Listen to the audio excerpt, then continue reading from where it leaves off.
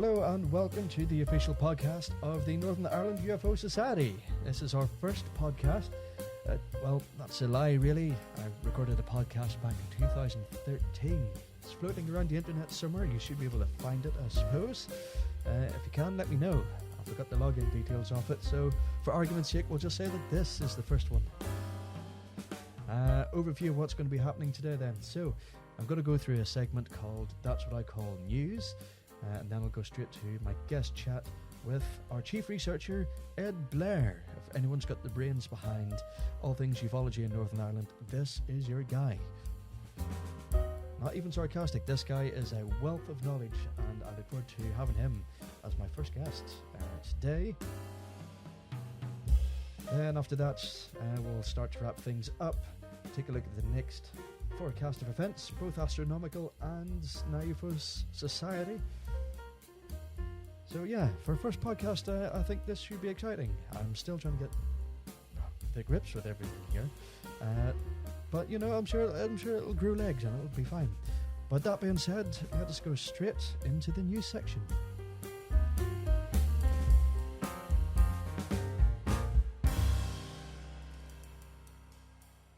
Maybe I need to shorten that jingle, but not to worry. So, the news section, what we've got, we're going to call it That's What I Call News. At least we've named something in this podcast. The podcast still needs a name, so for argument's sake, and just for this episode, hopefully it'll be just known as the NIUFOS podcast, but hopefully we can come up with something a bit more creative than that. So this is what I call news, my selection of weird, mysterious and paranormal news from around the world. I'll try and keep it brief as possible. So, a Nigerian man rises from the dead. Yes, you heard that right, and he recounts his near-death experience. This was taken from Coast to Coast AM. September last year, 5th of September last year, a man called Godwin Ugilu Amadou, I hope I'm pronouncing that right, sought medical attention for chest pains. Apparently soon after, he died after his condition worsened. Prior to his death, he asked his family not to be embalmed, which I suppose saved his life really in the long run, because 2 days later, his casket was seen to be moving before falling to the floor, and he casually wakens up, visibly shaken by his ordeal, naturally. It wasn't until a few days later that he began talking about his near-death experience from his brief visit to the other side. Amadou said that the moment of death, when it came, the chest pain had suddenly stopped, and he felt a profound peacefulness overcome him. He said, "The clouds opened up, and I saw something like a giant golden satellite suspended in space, and there I was greeted by a 75-foot-tall angel who stood in front of the gate." Sort of reminds me of the ancient giants from biblical times. Alongside this entity, there were 2 similar companions who spoke to each other and later allowed him to enter the city of heaven. Amadou claims upon entry he was greeted by a childhood friend who died 22 years ago and provided him with a tour of the heavenly grounds where he encountered other departed loved ones and even some of his ex-girlfriends. However, he says Christ appeared and raised him up from death, whereupon he felt that he was waking up and a sensation of being extremely cold. Now, I love stories like these. The near-death experience stories and what have you always fascinate me. And if you know somebody who works in a care home, for example, so somebody who should be well used to death visiting the grounds, ask them what happens whenever somebody dies, or just before somebody dies, and I'm sure the stories they could tell you will really, really make you think. Fascinating stuff. Moving over to the new scientist, last chance to see the rare green comet before it disappears forever. So a comet first discovered in March 2022 is set to pass us very soon, the first time since the Stone Age. So we may be the lucky generation of humans to see it for the first time in about 50,000 years. It's expected that its closest point to Earth will be on the 2nd of February and could well be its last time in our solar system due to the speed and trajectory. Might be seen by the naked eye. Scientists reckon that it has a potential to be seen by the naked eye at that point, but binoculars and telescope is definitely recommended. It can now be found and will be found in the Boots constellation, which is just east of the Little Dipper. So now's your chance to get out and see it. Maybe incorporate it into a night watch. I don't know. Maybe we will do that. That remains to be seen. Sticking with asteroids and comets and all that sort of stuff, moving over to the BBC, Big-ish asteroid gives us a close shave. Its closest point being a very uncomfortable 2,200 miles. So just last Friday, that's the 27th, a minibus-size asteroid passed us at a distance of 2,200 miles. Now, putting that into perspective, that passed us closer altitude than some satellites. Or how about this? The asteroid, pardon me, was closer to us than Belfast is to New York, which is 3,171 miles away. So it was only discovered a week or so ago, so it sort of highlights how many we've yet to detect with our name on it. Now, the asteroid, it had an orbit similar to ours at about 359 days. So after the encounter that it had with us, it's now in an orbit of 425 days. So heaven knows when we'll see it next time. But yeah, a very, very close shave with us indeed.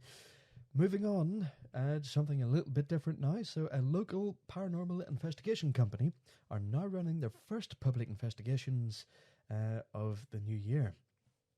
Now, Shadow Hunters Northern Ireland, I must say, a fantastic group. I have been with them many times before. Ed has been with them before. And yeah, they're now running their first investigations, which are open to the public for 2023. Now, after investigating all they can at the Crumlin Road Jail, they're now offering tours of a very haunted Blackstaff Mill in Belfast. When I went to visit Fra last year, December last year, at the Shadowhunters Northern Ireland offices in the Blackstaff Mill, I can say that it is a very eerie, creepy atmosphere. You feel like you're being watched, and the stuff he's got in his office as well, absolutely mental stuff that's been confiscated from investigations that they've done before because Spirit has anchored itself or attached itself to it. Yeah, really does give you the creepy feel. Do you know, I might actually ask him to join us in a later episode, the podcast. I think it'll be interesting to listen to him. I hear all the stories and results he's got from his various investigations, which he's been doing over the year. Anyway, I highly recommend that you check these guys out. If you want a professional ghost investigator experience, then definitely give these guys a bell. I believe they're still selling tickets at the moment. If not, then I'm sure the February/March slots will be available very, very soon. So if you get a chance to head out onto it, I would recommend that you do it. And that is the end of our news section.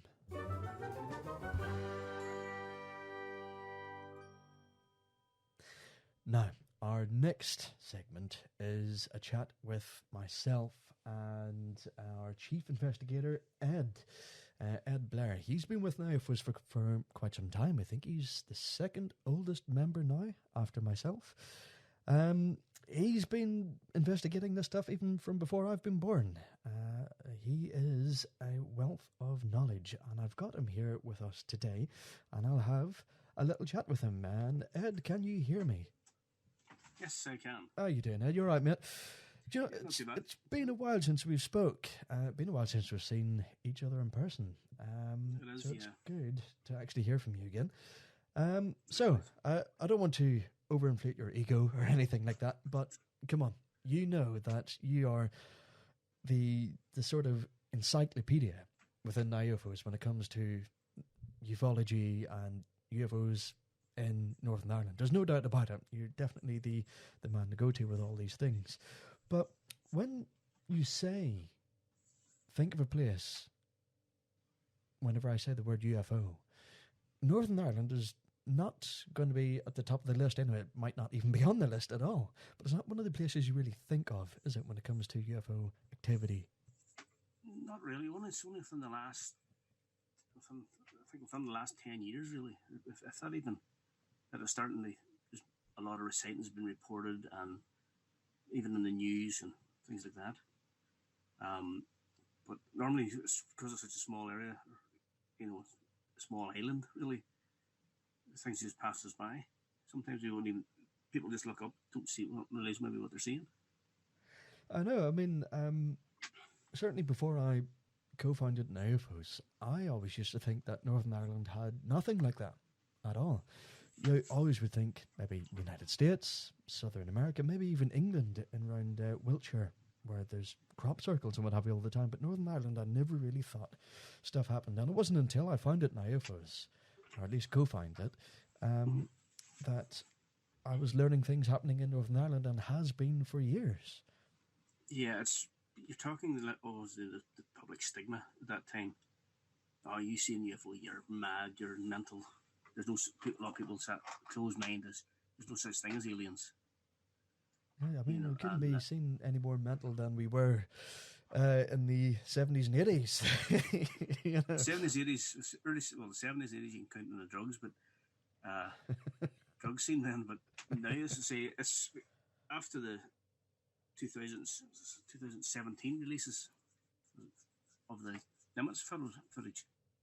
It seems everybody seems to be starting to see things, and then during the pandemic, because there was nothing to do, people are sitting at home at night and they just went out to the backyard and looking up, and they're actually starting to notice things. Well, that's the thing, isn't it? Because it sort of initially shocked me anyway, when it was in not just national news, but it was in international news that sightings in Northern Ireland had recently increased over the COVID pandemic. And then if you do sort of sit back and think about it, you're really thinking, well, yeah, it's because people were locked down and they had more time to get out and look up. Then they notice these things. And of course, a lot of the things that they're going to see are easily explained because they haven't actually seen them before. Some people might not have seen a satellite before travelling across the sky. Some people might not even have seen landing lights on a plane, believe it or not. Which are often mistaken for that sort of stuff. But Ed, with your wealth of knowledge and all that, sort of all that experience that comes with you, how long have you been researching UFOs for?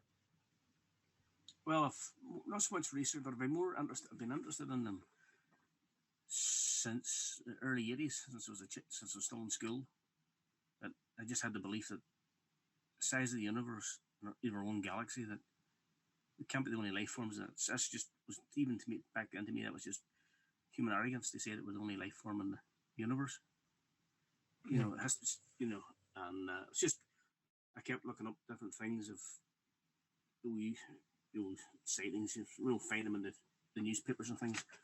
I think I showed you a scrapbook here that I've got photocuttings out of all the local newspapers over the years.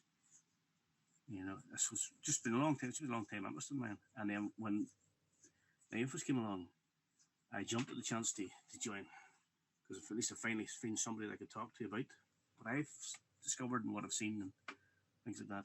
I was saying, like, NIUFOS, it's a fantastic platform to meet people like-minded. We've met some interesting characters over the years, like from we found yes, it. We have. Some not so good, some fantastic, But, I think going back to what you said, where it's knowledge of the universe being so expansive that it's just ignorance to sort of think that we would be the ones that inhabit it and no one else. I think a lot of people can relate with that, because even I was the same, sort of thinking that we can't be alone in the universe. Yeah. It's mathematically impossible for a start, anyway, that's for sure. My sort of trigger was Star Wars. I've said it in a few podcasts before, where my Uncle Darren had loaned me a VHS copy of The Empire Strikes Back in the early 90s, and I remember watching it, and I was captivated by the idea of all these different creatures existing in a world that was so far away and potentially so long ago. Absolutely fantastic. See, my interest kicked off way back when I can't even say. I'm not even sure if it was a repeat of the program, but it was Arthur C. Clarke's Mysterious Worlds, and it was the clip was about an Australian news crew was doing a video night shoot over the straits between New Zealand and Australia, come out of what this name of the street says. And suddenly the plane was buzzed by a strange white light, and they actually filmed it, following them. And even if memory's right, the camera crew said they felt a wee bit nervous because it was the only light in the sky around them. You know, they were flying in pitch black, and it was just, it was just a shock to them. To me, then it was from them sort of programs. Then that to me just said we can't be alone. There's no way. And there's numerous sightings from pilots, from even the early days of aviation. Yes. Seeing these weird and wonderful lights follow them and performing impossible maneuvers. I mean, jets weren't even invented back then at that point. Yeah, the Foo Fighters of World War II would have been the best example. Yeah. The gunners and pilots of Allied bombers thought it was the Germans had sent up some strange new technology after them. And the Germans thought it was the Allies as well, yeah. Yes. I remember that. Yeah. Well, I don't remember it from being there, but I remember reading about it and seeing so many documentaries about it, and it's absolutely fascinating. And going to, drawing from the nocturnal lights is the best way to describe them. We see that, I mean, you and myself have been out in investigations before, and we've seen lights that we can't explain. Yeah, that's right. Both up in the North Coast, over in Donegal. I believe whenever you and a guy called Patrick had went to do a night watch independently, you had seen lights as well. So, I mean, lights is, a Northern Ireland phenomenon as well. It's not exclusively somewhere else. Yeah, there was that one where I'd seen that strange, light became a pinpoint and then it expanded, like as if it was opening some sort of portal or something dimensional, and then disappeared. And where was that, sorry? That was in the same place. We're down in Newcastle again, doing that area. Yes, where myself and Patrick had did a night watch one night. Yeah, it was the exact same place. Because unfortunately, we didn't have any cameras running at the time. We just happened to be getting ready to pack up and looked up. We saw that. And we looked at each other and I said, "Did you see it?" And he goes, I asked him to describe what he saw, and I said, "Yep, that's okay. I saw it too." Huh? I mean, that's the thing. From we went out, we've. I'm not trying to make ourselves sound anything special or anything, but anytime we went out, it's been a 100% success rate. Yeah. We've always seen something that we can't explain. It's always see things that we can explain: satellites, planes, meteors, etc. But the things that we haven't been able to explain are like the hovering lights in the Mourne Mountains, especially whenever it was far, far too windy and far too late for even private aircraft to fly. I don't even think helicopters would fly in the wind. That was we had to cancel our watch night early because it was that windy. And then whenever we were up in the North Coast, you would shine a light up into the sky, and sometimes you'd get a response back. Something would flash back at you, which is very, very weird. There is video footage of it up on our Facebook page. I'm not too sure if it's on our YouTube page. If not, I will try and link it onto it, upload it onto it so people can see it. But you have to be there to believe it. I mean, it's no use talking about it, telling somebody about it, because they're not going to believe you. No, you have to be there to see it, to be honest. No, you really do. So we've had that 100% success rate, and you've seen things anytime you've been out, pretty much. Yeah. But it's not just lights in Northern Ireland, is it? There are other things as well. If we cast our minds back to a guy called Arfin, who on the Tanyaki Road near Points Pass had seen creatures as well. Yeah, that's right. It was his description, I believe, was a cross between a reptile type creature and one of the grey aliens. Yeah. And it was just a matter of yards in front of me. He was driving along the road and it jumped out in front of him. He just looked at him and then just walked off and ran off into the field again. That happened in an area, a stretch of area that Barry Fitzgerald had been doing research in. It stretches from here all the way over to Donegal.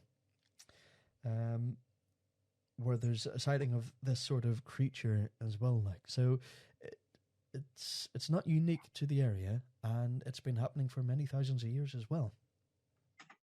Yeah. I think is it Donegal or is it not Monaghan in that direction, further south? It could well be, but I think Points Pass sort of levels Donegal-ish, I think. Yeah. Despite coming from Northern Ireland, my geography of the Republic is not great, to be fair. But I do remember he said something. Reminds me actually of the story of, what was it? But it was the guy at Quest Radio. Okay. He disappeared he was out walking his dog one morning, and he vanished near I think it was near the St Patrick's Chair, well and chair. I've heard about St Patrick's Chair. Yeah, I know for a fact I have the cutting in my scrapbook somewhere nearby in the filing cabinet. But I remember that they were looking for him for several days, and he appeared out of nowhere behind a policewoman and asked her what was going on. They've been looking for him, but he's refused to talk about it, what he'd seen, what happened to him. Do you know roughly how long ago that was? Early 80s. It was the time the pirate radio stations were all going about. Yeah, I was actually reading something about that the other day. I would have to go to the scrapbook to get the actual date on it. So was there something called Energy FM as well? That might be the actual radio station. It was a pirate radio station that was broadcasting from a mountain in Monaghan, I think, directed towards Belfast. Yes. I think it was actually just inside. It was in the forest area. Remember, on the border of that. And it could actually be the same incident then. Really. Yeah, it could be. So we had somebody ask us about that the other day. Now, I, embarrassingly, have never heard of it before until the other day. So that's where I was reading up about Energy FM then. It just sort of clicked when you were talking about it there. It must be the same thing. Yeah, that's it. It was Energy 106. It was Energy 106. That's who it was. In fact, I got it wrong. It's actually wrong from 1997 to 2005. So it's more recent then? Yeah, it was just unfortunately just brought it up here, the internet. And it was, let's see. Yeah, it was just, well, it was raided by authorities afterwards, but he had disappeared. And he reappeared in a few days' time, or? It was somewhere in that region. I would have to say I would have to go to the scrapbook to find it.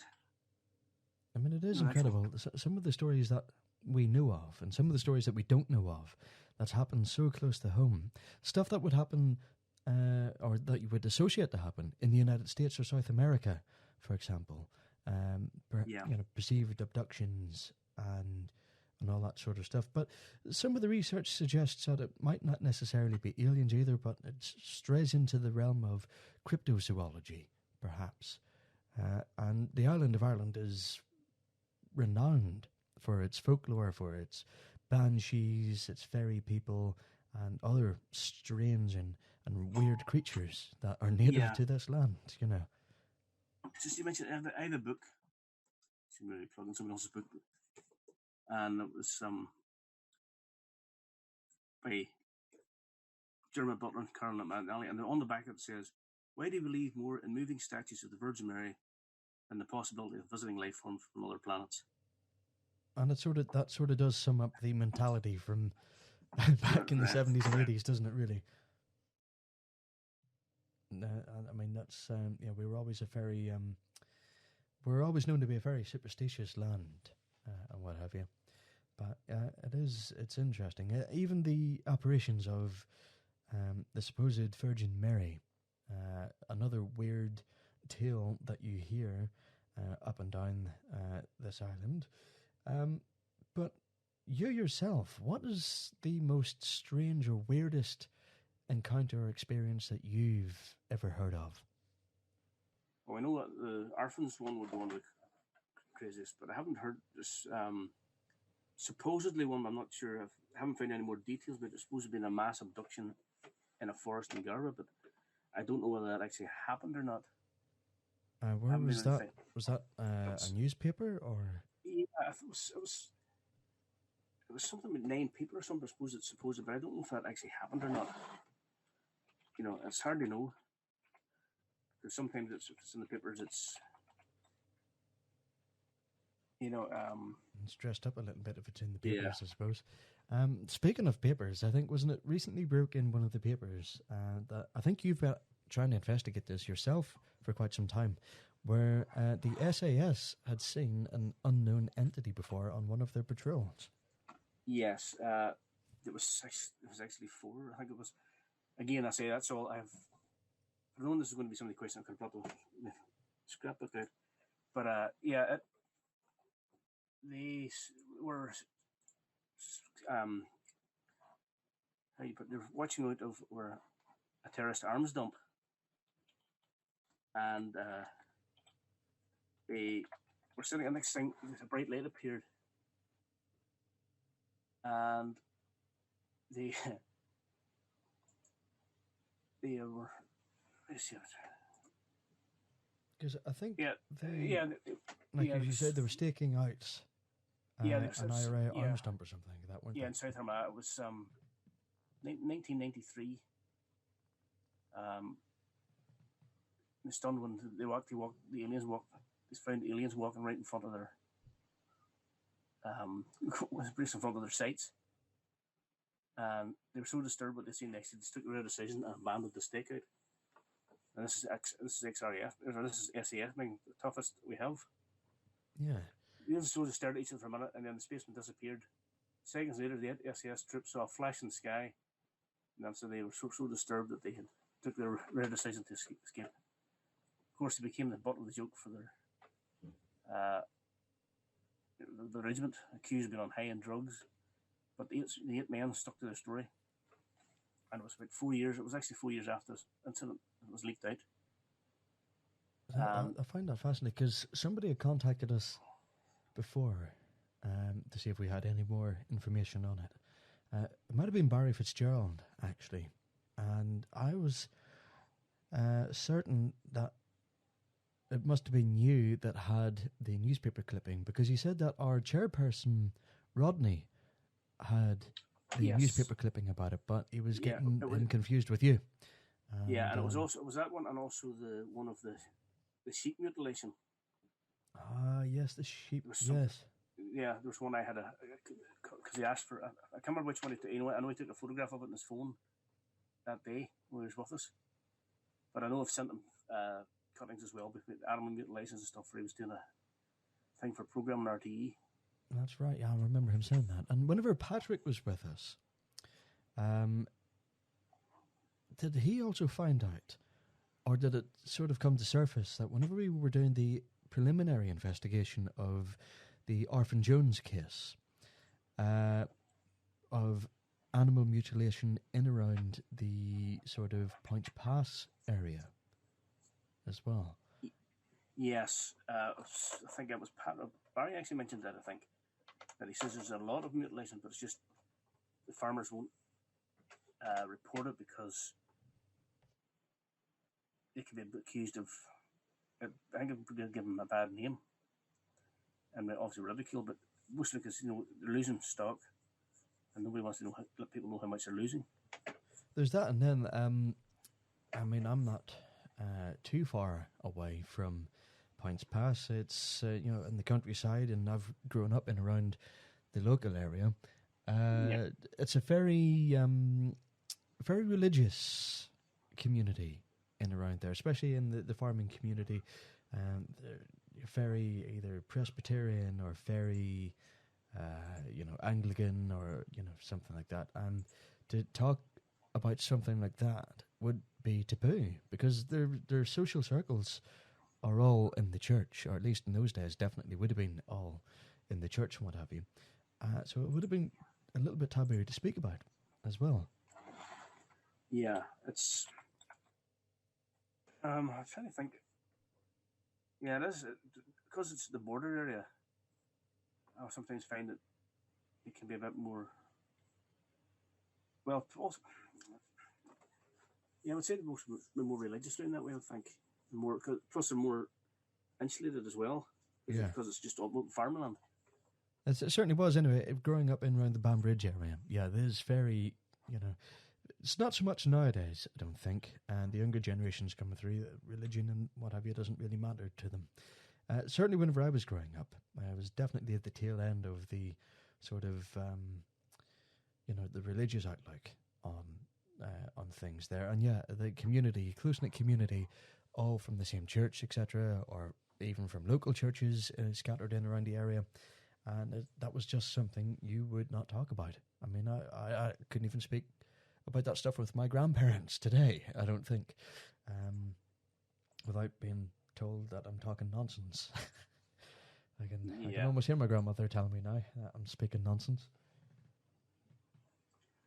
Yeah, I know what you mean, because it was just, again, that goes back to what I was saying earlier, that they're more believe on a ghost of the moving statue of the Virgin Mary than life from outside the planet. So even like from my background, which was Presbyterian, even the ghost side of things was like a no-no. But if you come from the Roman Catholic background, you were seen to be more superstitious. Well, I hesitate to use that word, but superstitious to believe in ghosts and the paranormal. I always did.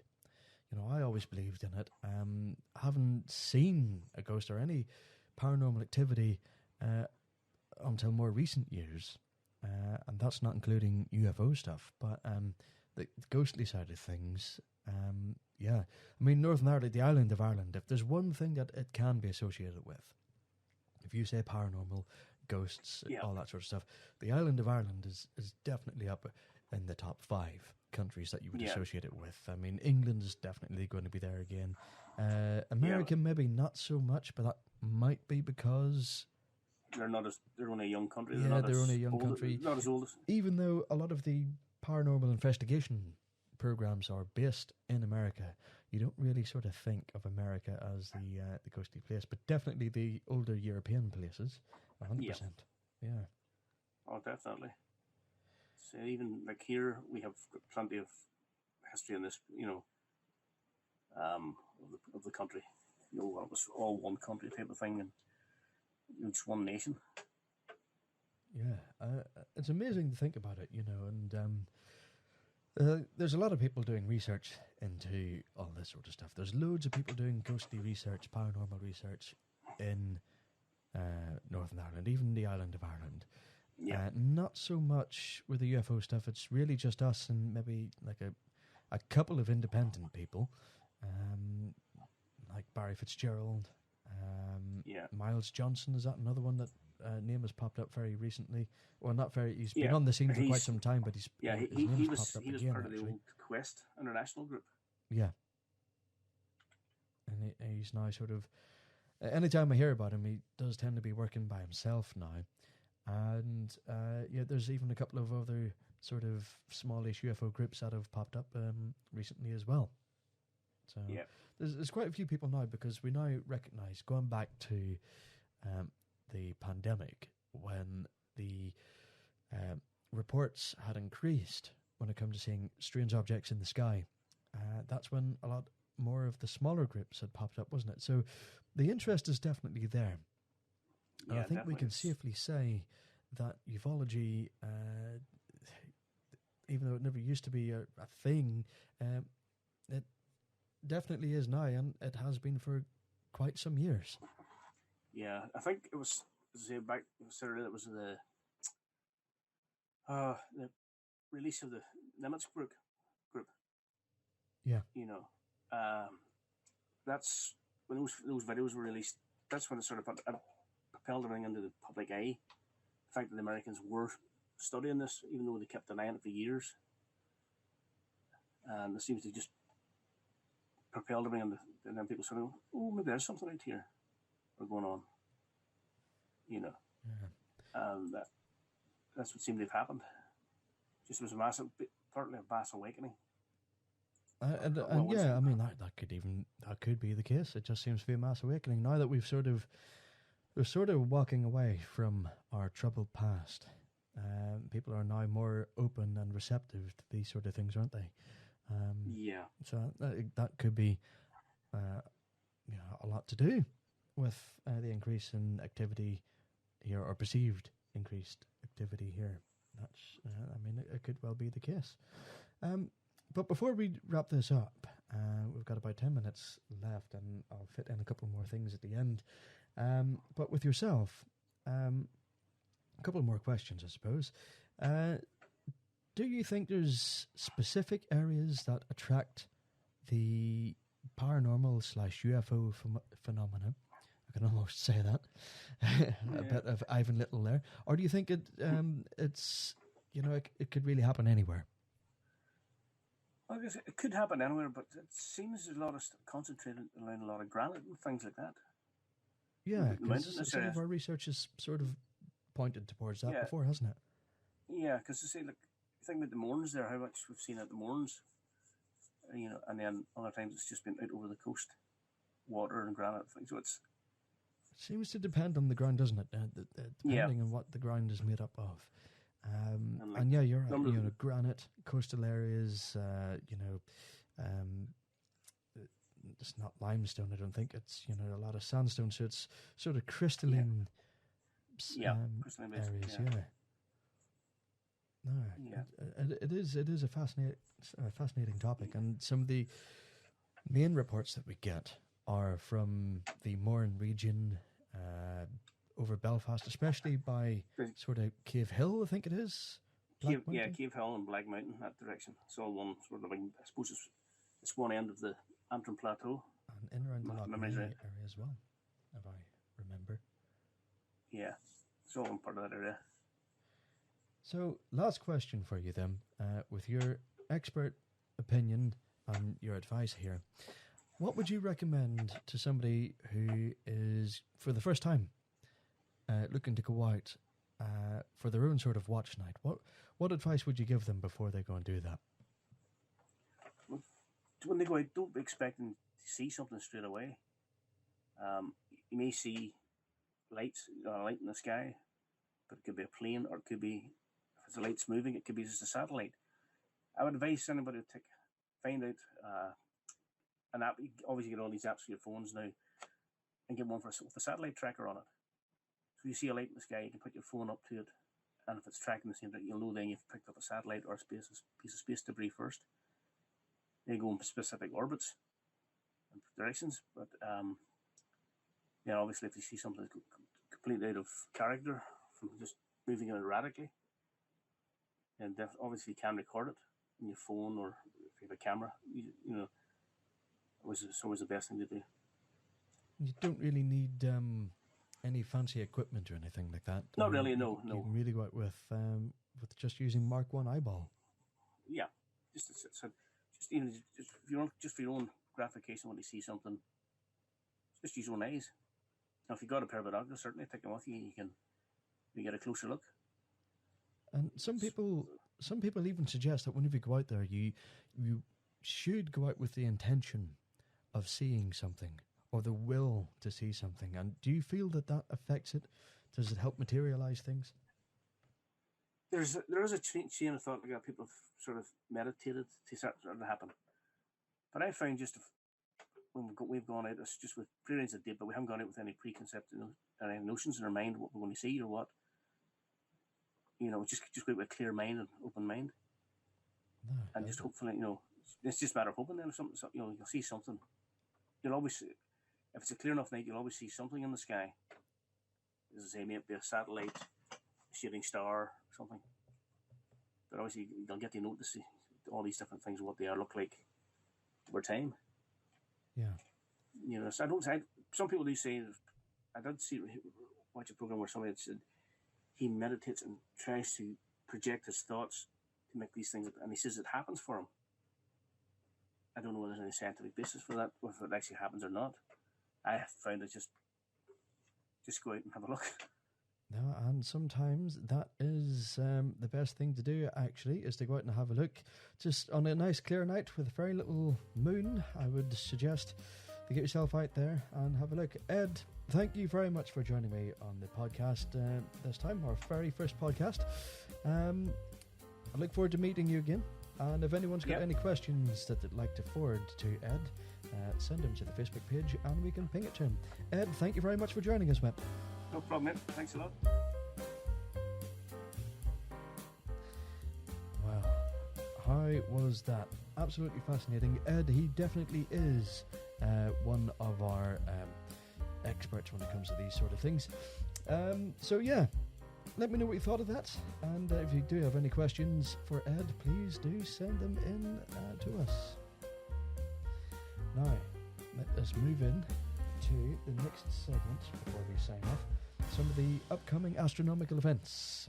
So let's see what we've got coming here. So within the next sort of week or two, we've only got 2 events that are coming up. So like we said earlier on, comets. Comet Charlie 2022 E3, also known as the Green Comet, could be visible to the naked eye, or by the naked eye, in the northern hemisphere. And remember to look towards the Boots constellation. And then the full moon of February, also known as the snow moon, so called because the Native American culture believe this to be the heaviest time of year for snow, for the fall. It's also known as the hunger moon because with the white snow and the bright moon, it made hunting very difficult. So it's probably not the best weekend to go and hold a watch night. So if you're planning a watch night, I would recommend that you reschedule that to another night. And then finally, the next couple of events coming up for NIUFOS, we've got our committee meeting happening on the 25th of February. So if you're a committee member listening to this, you should have the details already. If not, 25th of February, and send me a message and I'll see what I can do. Give you the link or venue that we're going to be chatting on. And then, of course, a big thing in our calendar. It is the 10th anniversary of the Northern Ireland UFO Society. This year, 2023, and not only are we launching this podcast to sort of celebrate it, but we're having an open day as well for anyone who's interested in joining us with a possible watch evening ensuing from the meeting of the day. So there's great interest in this so far. We've received several messages about this. So if you're interested in joining us and seeing what we do, then you can join us in Belfast on the 11th of May.